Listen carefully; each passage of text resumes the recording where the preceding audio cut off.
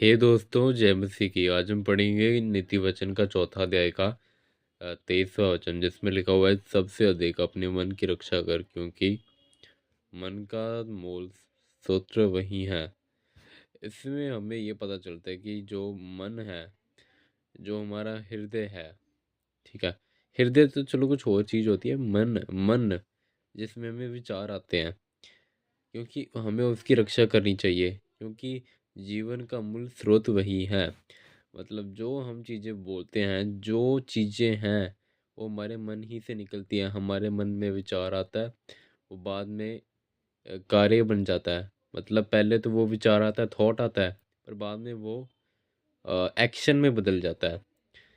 मूल स्रोत वही है, जीवन का मूल स्रोत। अगर आप अपने मन की रक्षा करोगे, अगर आप अपने मन की रक्षा करोगे प्रभु यीशु मसीह के द्वारा, आपके मन में आप अपने मन की रक्षा कर रहे हो। क्योंकि मेरे मेरे पास एक और वचन है, जो कि फिलिपियंस का चैप्टर 4 वर्स 7 है। जिसमें आप देखोगे तो परमेश्वर ने कहा है कि परमेश्वर की जो शांति है, जो कि हर एक समझ से परे है, वो तुम्हारे मन और तुम्हारे विचारों को, तुम्हारे हृदय को प्रभु यीशु मसीह में सुरक्षित करेगी।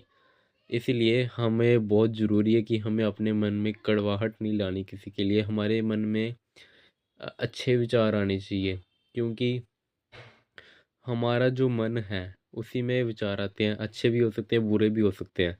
अच्छे ही होने चाहिए।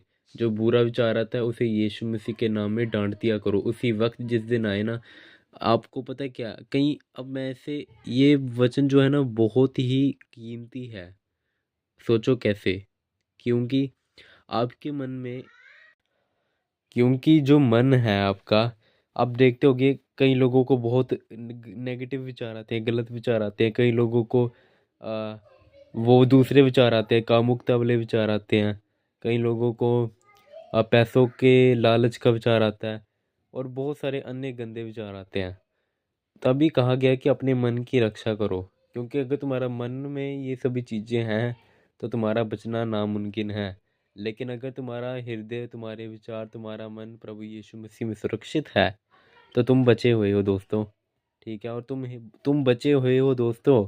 तो ऐसे विचार है ना, इन्हें कैंसिल किया करो, इन्हें हटा दिया करो। यीशु के नाम में इन गलत विचार को डांटा करो, अपने हृदय की रक्षा किया करो। ये बहुत ही तगड़ा वचन है, कह सकते हो। इट्स मोस्ट पावरफुल वचन, मोस्ट पावरफुल वर्स। बहुत, ये सभी पूरी बुक ही पावरफुल है। जो वचन देखोगे वो सबसे कीमती है। कोई भी मतलब ऊंचा नीचा नहीं है।